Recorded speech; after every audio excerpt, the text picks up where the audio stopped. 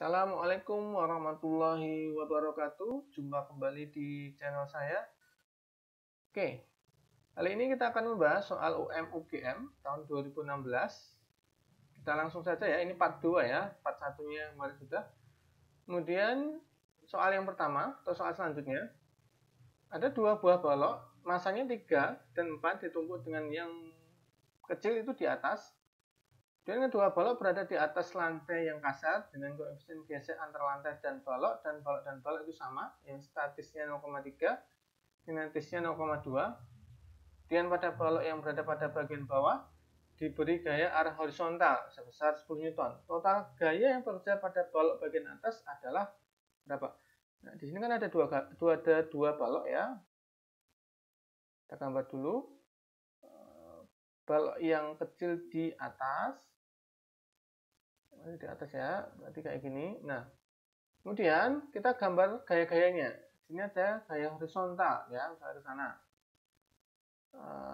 Ini sebesar 10 Newton. Ini ke sana ya. Ini misalkan ini F-nya sebesar 10 Newton. Kemudian di sini karena kasar berarti ada gaya geseknya.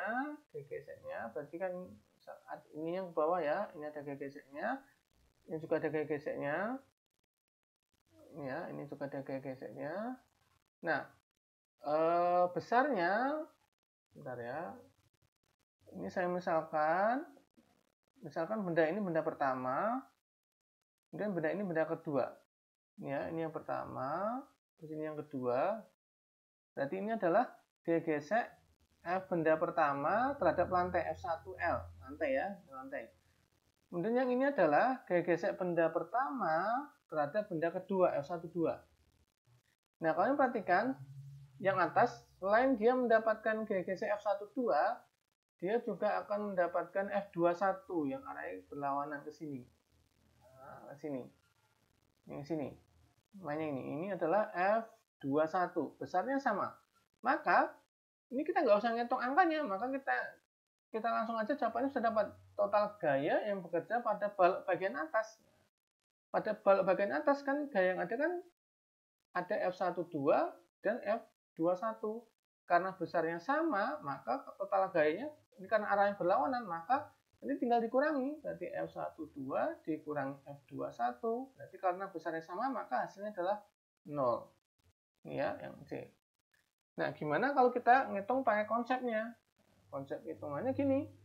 Kalian perhatikan, kita pakai benda satu ya, acuannya benda satu acuannya. Nah, caranya adalah kita hitung dulu gaya geseknya.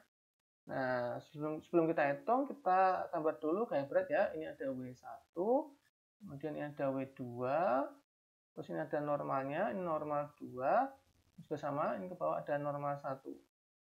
Nah, kita hitung normal satunya ya. Normal 1 itu karena benda satu menopang dua benda, maka ini W1 plus W2. Kita hitung, berarti W1-nya itu 40, W2-nya 30. Berarti ini adalah 70. Terus kita hitung normal 2. Nah, normal 2 berarti sama dengan W2 aja, sama dengan 30. Kalau sudah, kita hitung gaya geseknya. Berarti kita hitung F1 lantai dulu ya. Caranya kita pakai dulu yang statis ya teman-teman. Ya, kenapa? Karena kita mau ngitung dulu bendanya ini diam atau bergerak. Maka kita hitung yang pakai statis dulu. Maka yang rumusnya adalah ini mu S kali N. Maka ini N1 ya. Maka ini mu S-nya adalah 0,3. N1-nya 70. Ini dicoret. Ini ketemunya 21. Terus kita hitung F12. Ya, pakai cara yang sama. Oke, ini berarti mu S kali N2. Mu S-nya 0,3, N2-nya 30. Ini dicoret 9. Ingat tadi acuannya kita pakai benda satu ya. Nah, berarti yang F21 ini miliknya siapa? Nah, ini miliknya benda 2 ya. Ini milik benda 2. Jadi gaya yang ada pada benda satu itu hanya ada F10 Newton ini, F1L sama F12. Maka kalau kita jumlahkan nilai F itu kan arah ke kanan. Dengan F1L dengan F12 ini kan arahnya searah, maka kita tambahkan. Nah, ini kan nilainya 10. Kalau ini kita tambahkan kan berarti ini 21 tambah 9. Ini 10, yang ini 30. Nah, ini kan tandanya ini kurang dari, ini kurang dari, ini kurang dari. Nah, kalau gaya tariknya kurang dari, jika F-nya kurang dari yang ini, maka bendanya ini akan diam. Ya, teman-teman, bendanya ini akan diam. Kalau gaya tariknya, jika F-nya kurang dari gaya gesek statis, maka ini akan diam. Maka kesimpulannya bendanya diam. Kalau diam, maka gaya yang bekerja totalnya adalah 0. Jadi jawabannya adalah yang C. Itu kalau pakai cara konsepnya. Oke, selanjutnya. Ada sebuah bola pejal bermassa M dan berjari-jari R menggelinding tanpa slip. Kemudian bidang horizontal tersebut tersambung dengan dasar bidang yang sudutnya θ. Ketika bola mulai naik ke bidang miring, kecepatan awalnya V0. Asumsikan gerak bola menaiki bidang miring tanpa slip. Jarak terjauh yang ditempuh bidang miring adalah, ini pertama menggelinding pada bidang horizontal, kemudian dia menaiki bidang miring ya. Gini. Misalnya kayak gini. Nah, terus saat dia menaiki bidang miring, kecepatan awalnya adalah V0. Di sini sudutnya ada θ. Nah, pertanyaannya adalah jarak terjauhnya. Misalnya terjauhnya di sini. Nah, kalau terjauh kan berarti nggak bisa naik lagi. Berarti otomatis Vt-nya sama dengan 0. Maka yang ditanyakan adalah ini. S-nya ini berapa? S-nya. Caranya adalah kamu cari dulu perlambatannya. Nah, cara cepatnya gini ya. Cara cepatnya gini. A sama dengan G sin theta dibagi K plus 1. Nah, G sin theta K plus 1. Nah, K ini apa? Tergantung bendanya. Karena ini bola pejal. Kalian ingat, momen inersia dari bola pejal, I bola pejal itu adalah 2/5 mr kuadrat. Jadi K ini adalah 2/5-nya ini, depannya ini. Jadi ini kita tinggal hitung, ini G sin theta, ini berarti per 2/5 tambahkan 1. Ini kan kalau kita hitung kan jawabannya ini, yang bawah kan berarti 7/5. Ya toh, berarti tinggal dibalik kan berarti 5/7 ya. Ini berarti 5/7. Ini G sin theta ya. Terus caranya gimana nyari S-nya? Caranya adalah kita pakai rumus GLBB. Rumusnya apa? Rumusnya adalah ini, VT kuadrat sama dengan V0 kuadrat. Ini diperlambat ya, berarti min 2AS. VT-nya 0, V0-nya ini yang dicari. Tetap V0 ya. Min 2, A-nya adalah ini 5/7 G sin theta. Nah, S-nya ini yang dicari. Nah, terus ini pindah ruas. Ini kita kalikan dulu ya. 2 kali 5 berarti 10. 10/7 G sin theta kalikan S sama dengan V0 kuadrat. Berarti S ketemu, ini pindah sana kan jadi 7/10 V0 kuadrat. Ini per G sin theta. Ini jawabannya teman-teman. Jadi jawabannya adalah yang B. Oke, selanjutnya. Ada dua buah termometer A dan B. Masing-masing menunjuk angka 20 dan 30 untuk es mencair dan 180 dan 230 untuk air mendidih.